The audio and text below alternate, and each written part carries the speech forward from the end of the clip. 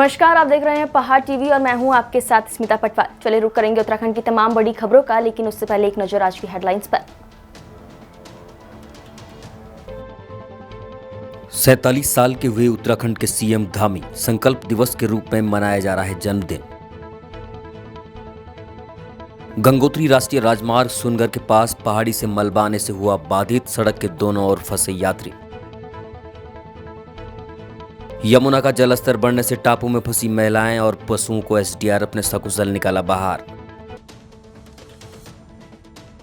जन्मदिन के अवसर पर मुख्यमंत्री धामी पहुंचे टपकेश्वर महादेव मंदिर। पीएम मोदी और योगी आदित्यनाथ ने भी दी जन्मदिन की बधाई।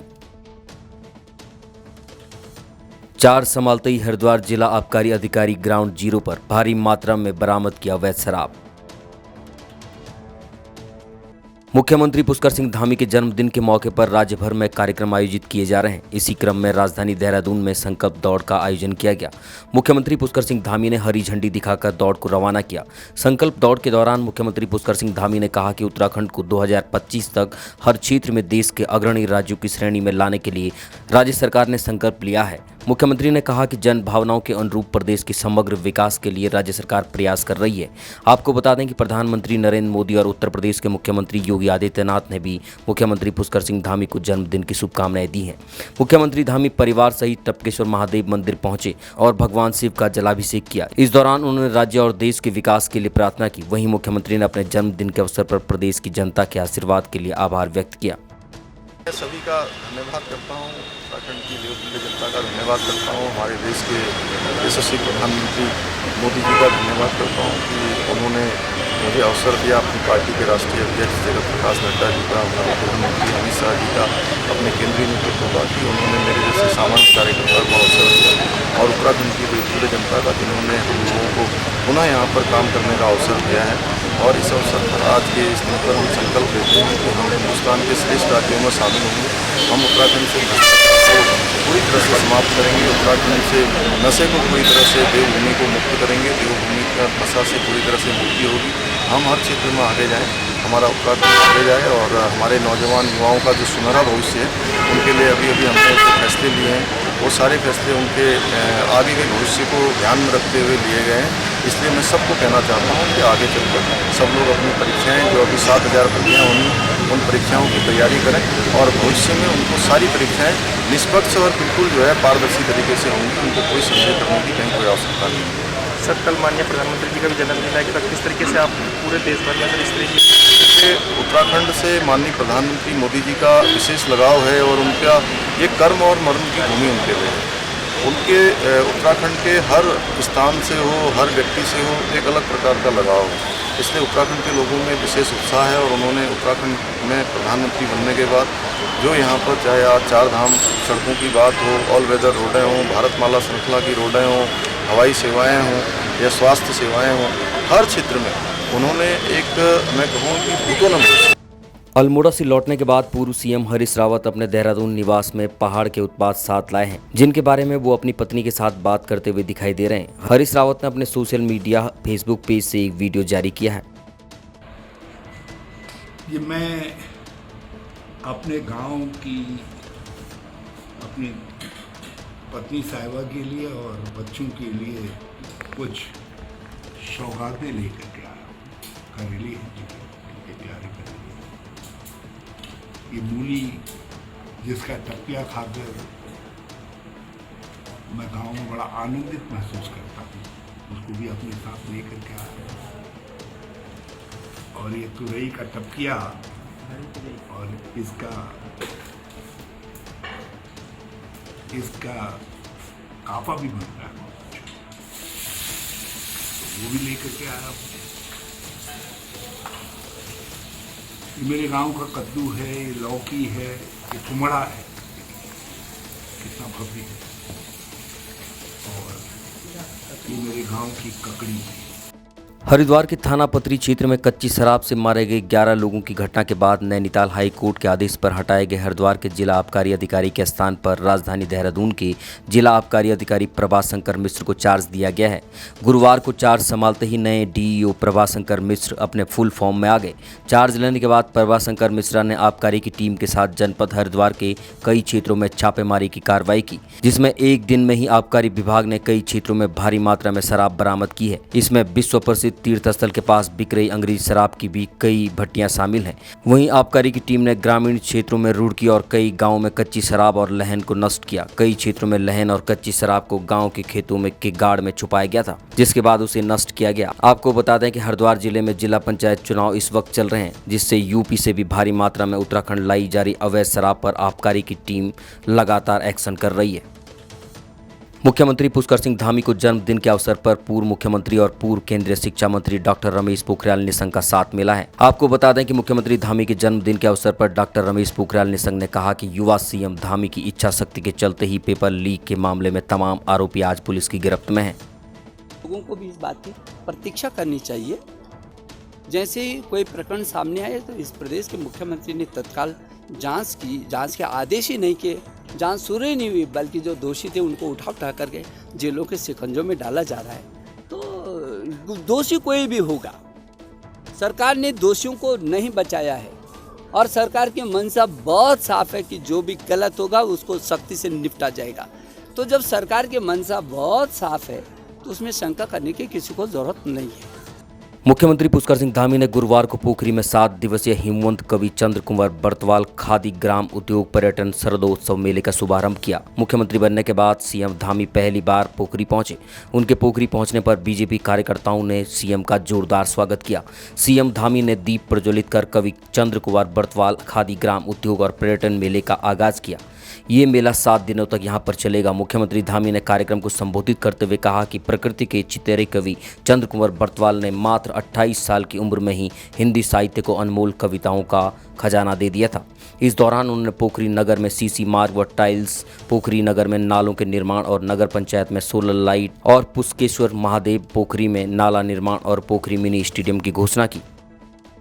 अखिल भारतीय कांग्रेस कमेटी के सदस्य जयेंद्र रमोला ने कहा कि जिस प्रकार विधानसभा में बैकडोर से भर्ती की गई, उसमें नेताओं ने अपने परिवार के लोगों को गैर कानूनी तरीके से नियुक्ति दी है, वो सरासर गलत है। परंतु अभी भी प्रदेश के युवा घर बैठे हैं, इस भ्रष्टाचार के विरुद्ध चुप्पी साधे हैं। मैं उन सभी युवाओं से आग्रह करता हूं कि आप घरों के बाहर आकर इस भ्रष्टाचार की लड़ाई को लड़ने का काम सड़कों पर करें और उन सभी भ्रष्टाचारियों को खदेड़ने का काम करें, ताकि भविष्य में कोई विधानसभा अध्यक्ष, कोई मंत्री युवाओं का अधिकार छीनने का काम न कर सके। पूर्व क्षेत्र पंचायत सदस्य गोकुल रमोला और यूकेडी के मोहन सिंह असवाल ने कहा कि सरकार में बैठे नेताओं ने अपने परिवार के लोगों को विधानसभा में परिवार के लोगों को नौकरी देने का काम किया है, साथ ही अन्य भर्तियों में भी छोटे स्तर के लोगों को पकड़ने का काम किया है, जबकि सरकार में बैठे कई बड़े नेता इसमें शामिल हो सकते हैं।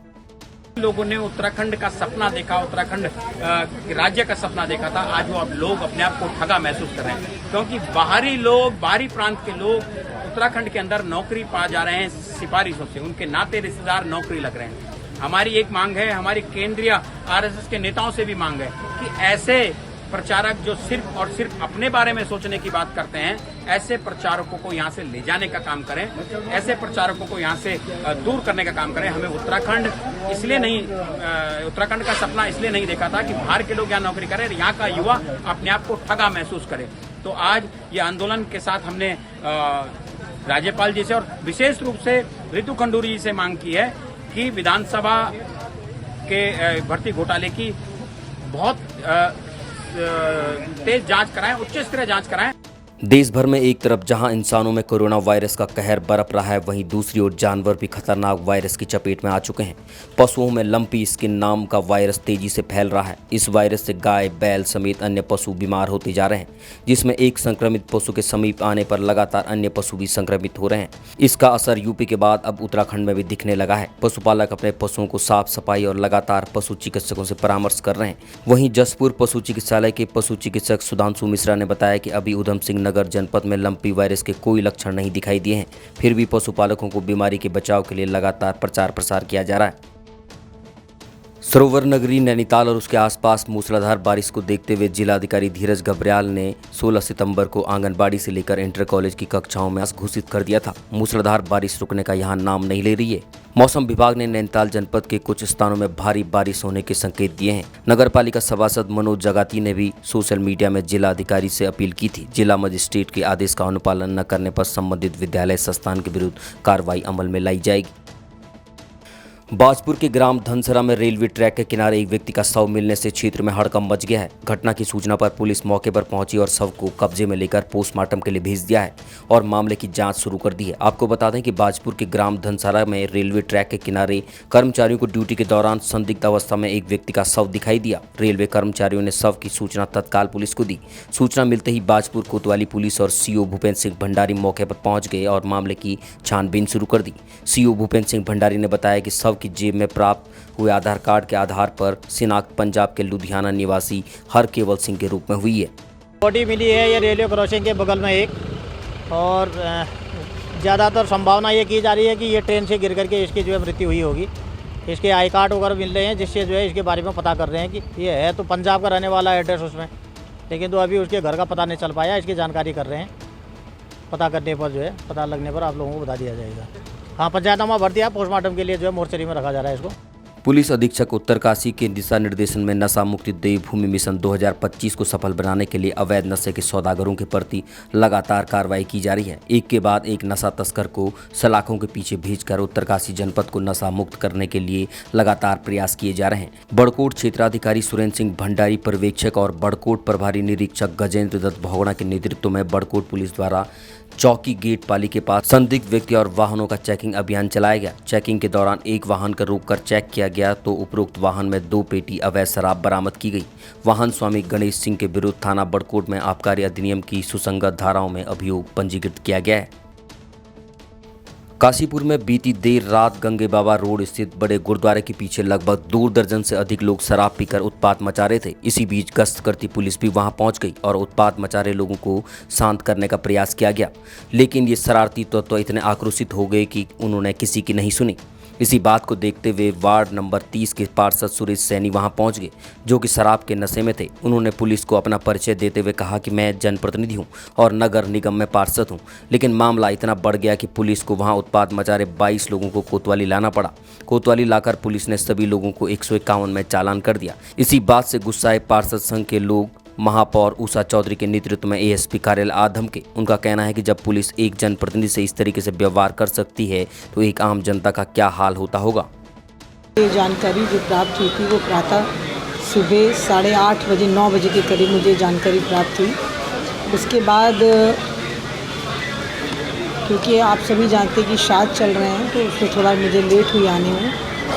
वास्तव में इस तरीके से जो हमारे पार्षदगण यहाँ पर आए हुए हैं उनकी एक मांग है कि जो उनके जो पार्षद हैं और जो रात को जो भी 22 लोगों को जो लाया गया है, यदि उसमें से वास्तव में कोई दोषी है तो उसको दोष देना चाहिए और पार्षद को जो है छोड़ना चाहिए। इसके अतिरिक्त इनका यह भी कहना है कि इनका जो वैशाली जी हैं इनका एक कोई भांजा है, तो वो सिर्फ बात करने गया था, उसको भी लाया गया है। तो इसी रोष में सभी पार्षदगण यहाँ पर बैठे हुए हैं। से 1 बजे के बीच की घटना है। बेलापुल ईदगाह रोड के पास कुछ लोग वहाँ पर सड़क पर ही शराब पी रहे थे और वहाँ पर उत्पात मचा रहे थे, आपस में मारपीट कर रहे थे।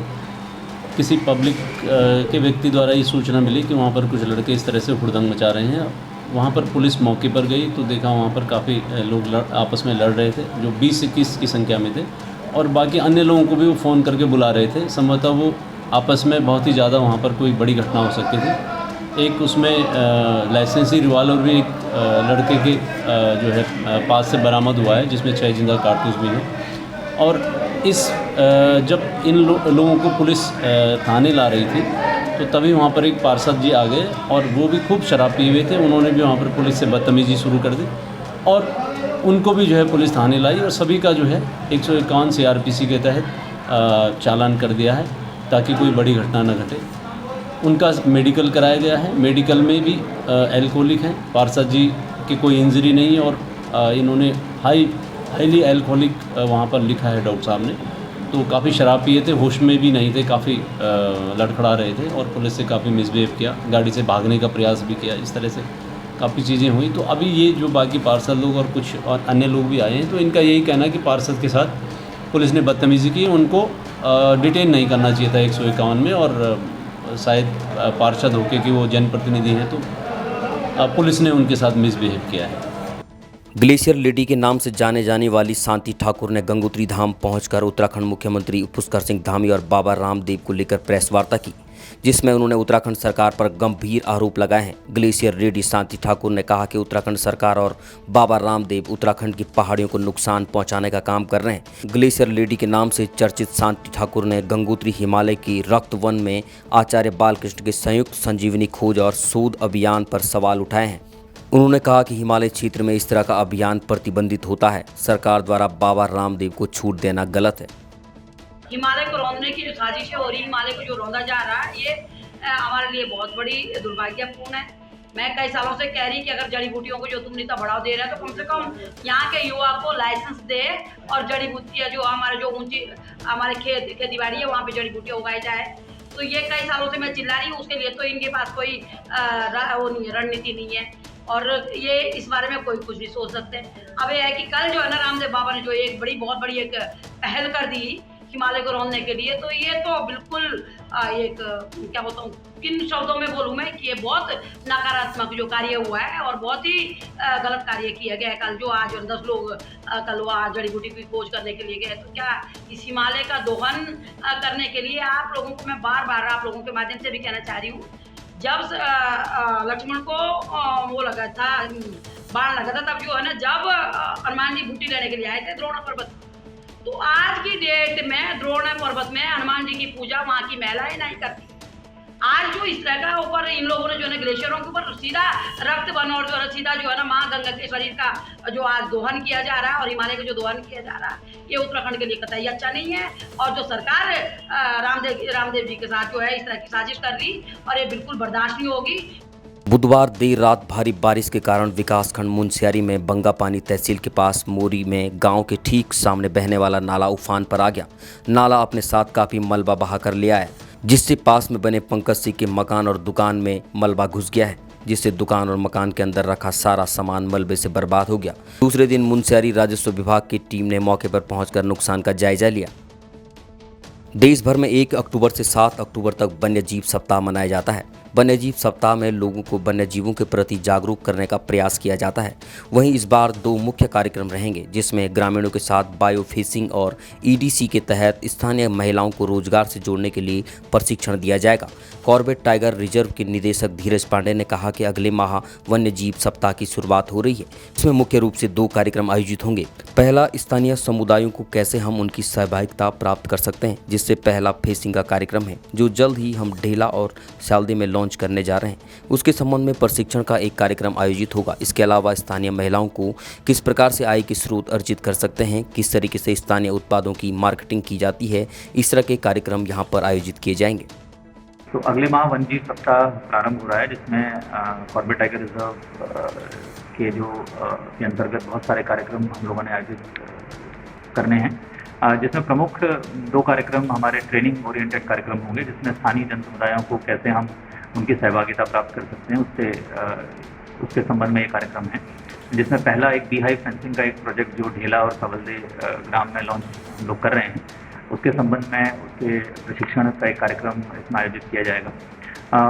उसके अलावा जो स्थानीय हमारी ईडीसीज हैं, जो स्थानीय महिलाएं हैं, वो अपना किस तरीके से आय के वैकल्पिक स्रोत सृजन कर सकते हैं और किस तरीके जो हमारे स्थानीय उत्पाद हैं उनको हम किस तरह से मार्केटिंग उसकी करी जा सकती है अच्छी पैकेजिंग करने के बाद। इस संबंध में भी एक प्रशिक्षण कार्यक्रम इस क्षेत्र में किया जाएगा।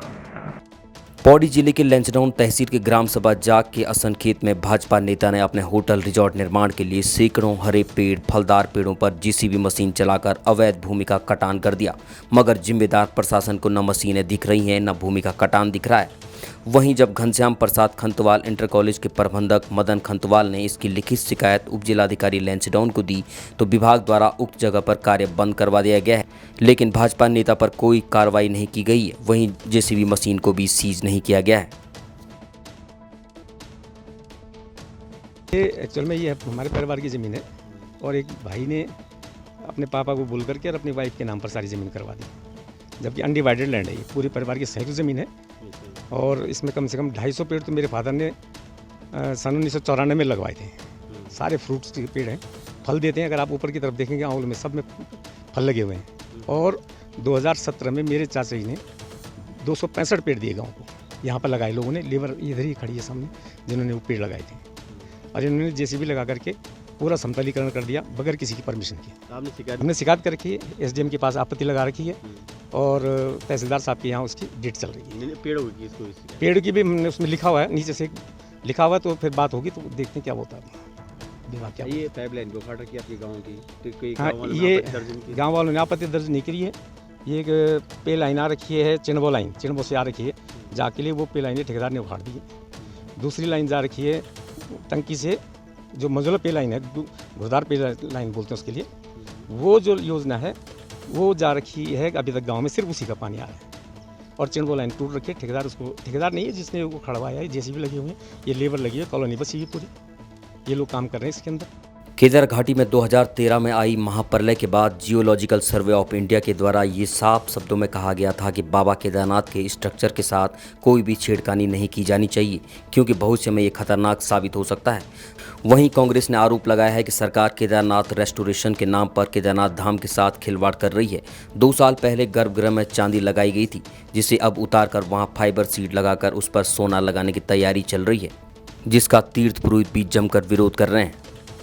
प्रचंड बहुमत की प्रचंड अहंकारी सरकार को राष्ट्रकवि रामधारी सिंह दिनकर की एक कविता कृष्ण की चेतावनी के कुछ पंक्तियां याद कराना चाहती हूँ। जब नाश मनुज पर छाता है, पहले विवेक मर जाता है। बाबा केदारनाथ के मंदिर में कल आग का एक भभका उठा, और वो भभका उठा अखंड ज्योत से, जो भगवान शिव का प्रतीक है, और गर्भगृह में आग लग गई। क्यों? क्योंकि पिछले 2 साल पहले वहाँ पर सोने की परत लगाई गई थी, जिसको हटाकर अब बड़ी बड़ी ड्रिलिंग मशीन से वहाँ पर छेद किए जा रहे हैं, और वहाँ पर लगाया जा रहा था सोना लगाने की कोशिश में उसके पहले वहाँ पर प्लाईवुड और फाइबर लगाया गया, जो आग पकड़ लेने के कारण सब कुछ भस्म हो गया। ये बाबा की चेतावनी है। 2013 की आपदा दोबारा नहीं चाहिए हमें।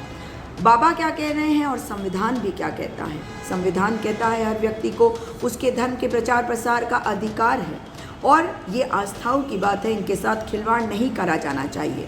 जो परंपराएं सदियों से चली आ रही हैं, मुगलों ने नहीं हटाया था इनको। ये सदियों से चली आ रही परंपराओं को भारतीय जनता पार्टी इन पर आघात क्यों कर रही है, क्यों प्रहार कर रही है? आप अपने आप को हिंदू धर्म के रखवाले बताते हैं, परंतु हिंदू धर्म के रखवाले पाखंड करते हैं। और ये पाखंड इसलिए क्योंकि सोना क्यों चढ़ाने की कोशिश है, और ये सोना आखिर किसका है? क्या ये वाइट मनी है या ब्लैक मनी? क्या किसी का ब्लैक मनी वाइट करने के लिए बाबा केदार का प्रांगण ही मिला आपको? कल रात को हमारे तीर्थ पुरोहित एक साथ होकर हजारों की संख्या में बाबा केदारनाथ के प्रांगण में प्रहरी की तरह चौकीदारी करते रहे, ताकि शासन प्रशासन रात के समय पर कोई काम ना कर सके, वहाँ पर सोने की परत ना चलाए। सरकार चेत जाए, इस कुकृत्य को बंद कर दे, और दोबारा कभी भी वहाँ पर जाकर बिना पंडा पुरोहितों की सहमति की कोई भी कार्य ना करे। संयुक्त संघर्ष समिति उत्तरकाशी का यूके SSSC और विधानसभा में हुए भर्ती घोटालों की सीबीआई जांच की मांग को लेकर धरना दूसरे दिन भी जारी रहा। छात्रों ने कहा कि जब तक सरकार नहीं जाग जाती तब तक हम धरना लगातार जारी रखेंगे। सरकार को युवाओं के हितों को देखते हुए जल्द सीबीआई जांच का निर्णय लेना होगा। यदि जल्द निर्णय नहीं लिया गया तो आंदोलन उग्र रूप धारण कर लेगा। आज से हनुमान चौक पर जो है संयुक्त संघर्ष मोर्चा का जो है धरना प्रदर्शन जो है शुरू कर दिया गया है, जो कि अनिश्चितकालीन है। कल हमारे द्वारा जो है जिला प्रशासन को भी ज्ञापन दिया गया था, और जिस तरीके से उत्तराखंड में भर्ती घोटाले लगातार जो सामने आ रहा है, और जिस तरीके से जो है अभी तक सीबीआई जांच की मांग जो पूरे उत्तराखंड से उठ रही है, हर जनपदों से जो है मांग उठ रही है, युवा जो है सड़कों पर है, आक्रोशित है, और उसके बावजूद जो है सरकार द्वारा जो है अब तक सीबीआई जांच को जो है शुरू नहीं किया गया है। तो इसी क्रम में जो है संयुक्त संघर्ष मोर्चा, जिसमें जो है विभिन्न दलों के लोग, सामाजिक संगठनों से जुड़े लोग, छात्र संगठन से जुड़े लोग, सभी लोगों ने जो है एकजुट होकर जो है जिला प्रशासन को भी जो ज्ञापन दिया था। और आज से जो है हनुमान चौक पर प्रत्येक सोनमंच पर जो है धरना अनिश्चितकालीन शुरू कर दिया गया है, जिसमें ओम छात्र संगठन उत्तरकाशी द्वारा भी जो है अपना पूर्ण समर्थन संयुक्त संघर्ष मोर्चा द्वारा चलाई जा रही इस मुहिम को जो है अपना समर्थन दिया है।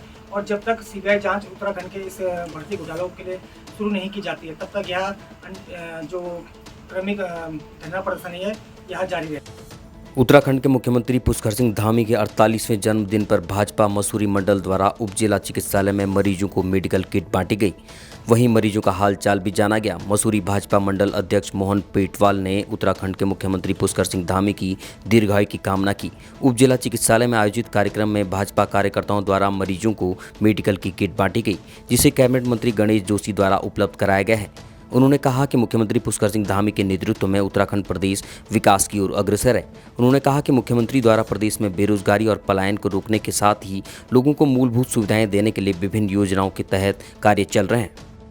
आज माननीय पुष्कर सिंह धामी जी का 48वां जन्म दिवस के शुभ अवसर पर मसूरी मंडल द्वारा जो है यहाँ पर हेल्थ किट बांटी गई है, जिसको माननीय मंत्री जी गणेश जोशी द्वारा उपलब्ध कराई गई है।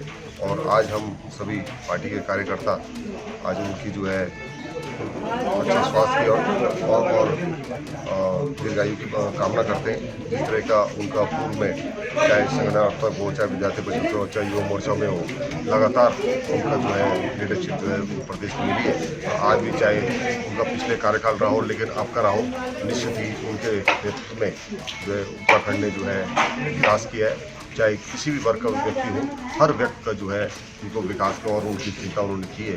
इसलिए आज भाजपा मुस्लिम मंडल द्वारा उनके 48वें जन्मदिवस पर यहाँ पर हेल्थ किट वितरित की गई है और हम सभी उनकी जो है अच्छी स्वास्थ्य की और दीर्घायु। सरोवर नगरी नैनीताल में जिले के वरिष्ठ पुलिस अधीक्षक पंकज भट्ट द्वारा आम जनता के मोबाइल फोन गुमशुदगी की लिखित शिकायतों को गंभीरता से लेते हुए लगभग 346 फोनों को, जो कि विभिन्न राज्यों उत्तर प्रदेश, हरियाणा, पंजाब, बिहार, दिल्ली, जम्मू कश्मीर, मध्य प्रदेश, राजस्थान और उत्तराखंड से खोए थे या चोरी हो गए थे, आज उन तमाम लोगों को अपने अपने मोबाइल मिल गए हैं। आपको बता दें कि 346 मोबाइल की कीमत 47,96,000 बताई गई है, जिसमें एक महंगे मोबाइल भी शामिल थे। कई लोगों ने मोबाइल न मिलने की उम्मीद खो दी थी। पुलिस की सहायता से अब उन लोगों के चेहरे में रौनक देखी जा सकती है। इसमें देखा जाए तो सेल के द्वारा अभी तक लगातार जनवरी से अभी तक बहुत अच्छा कार्य किया गया और इस बार इन्होंने टोटल लगभग 48 लाख के मोबाइल रिकवर किए हैं और जनवरी से अभी तक 1.5 करोड़ से ऊपर के मोबाइल रिकवर हो चुके हैं। इसमें गुजरात से, बंगाल से भी मोबाइल रिकवर करके लाया गया है। इस सेल के द्वारा जो सराहनीय कार्य किया जा रहा है, इसके लिए मेरे द्वारा 5,000 रुपये का नगद इनाम इनको दिया जा रहा है और मैं उम्मीद करता हूँ कि आगे भी सेल ऐसे ही सुचारू रूप से कार्य। मसूरी में आम आदमी पार्टी के प्रदेश संयोजक जोत सिंह बिष्ट ने मीडिया से बातचीत करते हुए कहा कि उत्तराखंड के 22 साल के सफर में दोनों भाजपा और कांग्रेस ने बड़े पैमाने में भ्रष्टाचार को अंजाम दिया है। उन्होंने कहा कि जब भाजपा की सरकार आती है तो कांग्रेस के घोटालों की बात करती है और जब कांग्रेस की सरकार आती है तो भाजपा के घोटालों की बात करती है। वहीं जांच के नाम पर दोनों जनता को गुमराह करने का काम करते हैं। उन्होंने कहा कि इतिहास गवाह है कि दोनों ही पार्टी की सरकारों द्वारा जांचें तो बैठाई गई, परंतु जांच रिपोर्ट और कार्रवाई आज तक नहीं हो पाई है। जोत सिंह बिष्ट ने बेरोजगार संघ के अध्यक्ष बॉबी पवार का आभार व्यक्त करते हुए कहा कि उनके द्वारा यूके 8380 में हुए भर्ती घोटाले को जोर शोर से उठाया गया और उसी के साथ विधानसभा भर्ती घोटाले का भी खुलासा हुआ। वहीं पंतनगर यूनिवर्सिटी में 2016 से 2021 के बीच 20 परीक्षाएं भर्ती के लिए हुई। 16 भर्ती परीक्षाओं का नियंत्रण उस व्यक्ति के हाथ में था जो अधीनस्थ चयन सेवा आयोग भर्ती घोटाले की जेल में बंद है। इससे साफ है कि पंतनगर यूनिवर्सिटी में भर्तियों के लिए हुई परीक्षा में भी घोटाले हुए हैं। ऐसे में उनकी जांच भी होनी चाहिए। उन्होंने कहा कि मुख्यमंत्री जांच समिति गठित कर प्रदेश की जनता का ध्यान भटकाना चाहते हैं, जबकि प्रदेश के सभी राजनीतिक और सामाजिक संगठन यूके 8380 और अन्य भर्तियों में हुए घोटाले की सीबीआई जांच की मांग के लिए हाईकोर्ट के सिटिंग जज की देखरेख में जांच की मांग कर रहे हैं, परंतु सरकार का इस ओर कोई ध्यान नहीं है। उन्होंने कहा कि मुख्यमंत्री पुष्कर सिंह धामी अगर पाक साफ हैं तो वो सीबीआई जांच कराने के निर्देश देने से क्यों डर रहे हैं। उन्होंने कहा कि आम आदमी पार्टी एक रणनीति के तहत पूरे प्रदेश में जन जागरूकता चलाने जा रही है, वहीं भाजपा और कांग्रेस के द्वारा किए गए भ्रष्टाचार को जनता के सामने लाएगी। जोत सिंह बिष्ट ने प्रदेश के शिक्षा मंत्री पर भी सवाल खड़े करते हुए कहा कि चंपावत में स्कूल की छत गिरने से एक बच्चे की मौत और 5 बच्चे घायल हो गए थे। शिक्षा मंत्री को 72 घंटे बाद जागते हैं और उनके द्वारा जांच के आदेश के साथ प्रदेश के खस्ताहाल विद्यालयों को ध्वस्त करने के निर्देश दिए जाते हैं।